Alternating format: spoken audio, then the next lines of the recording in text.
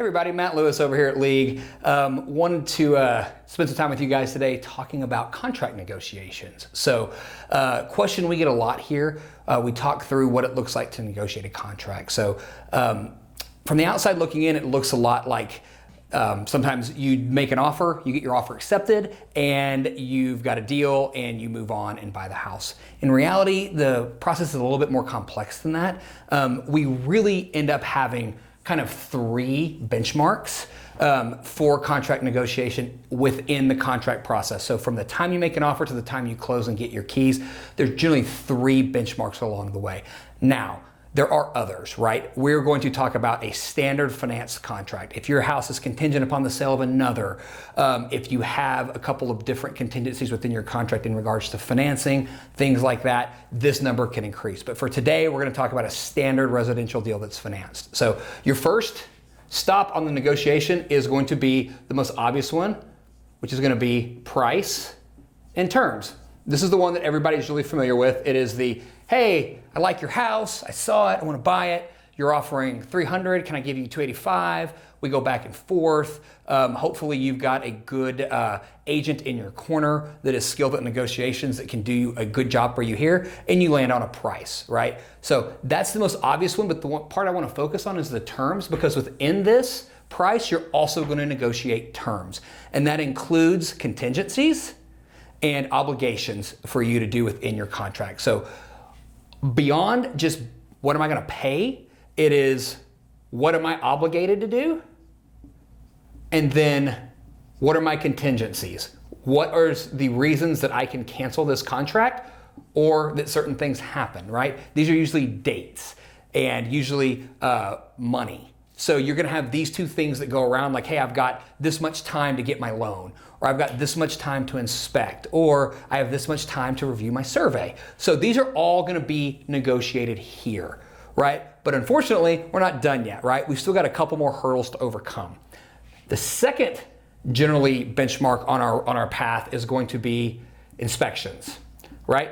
Some people call this your option period, an inspection period, but it's generally the same thing. In Texas, this is a baked in part of our standard residential contract that gives the buyer the right to terminate the contract in exchange for money over a certain period of time. So for our example here, we're gonna say 10 days. Sometimes it's as little as 3, sometimes as much as 14, but 7 to 10 days is pretty standard.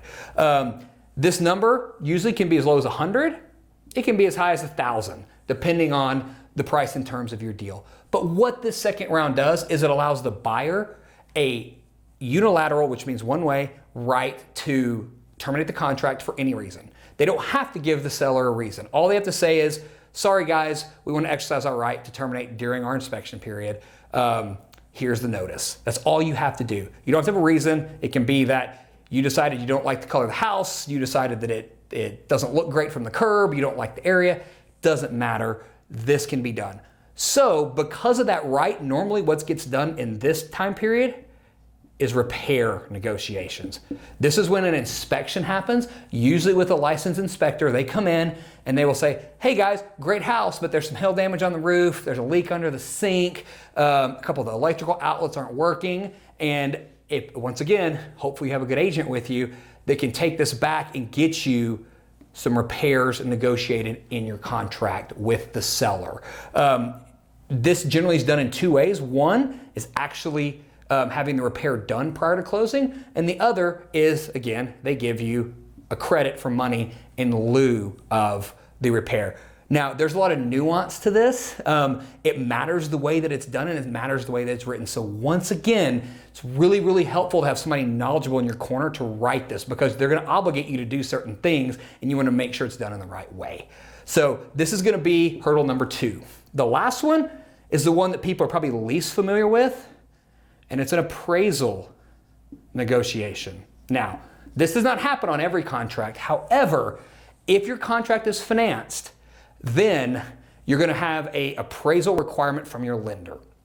What this means is the lender wants to make sure that what they're lending you is supported by an independent appraisal. So if I have offered to pay $300,000 for a property, The bank wants to make sure it appraises for $300,000. What happens if it doesn't? Well, there's a round 3 of negotiation, which means that hopefully your agent will be able to walk you through how we do this, because one of two things has to happen.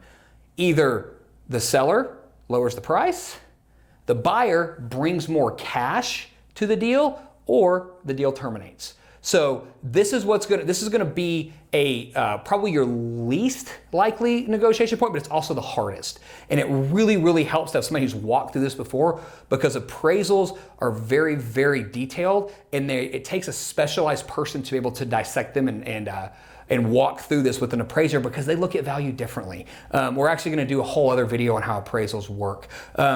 Really, really helpful to have somebody in your corner, an agent who understands this process, to be able to make sure that you don't end up bringing thousands of dollars extra to closing. So these are really our 3 kind of benchmarks for contract negotiations. After we get through these things, usually the last thing that happens is we close. So, which is the ultimate goal. So hope this helps, hope this walks you through. Good luck on your home buying journey.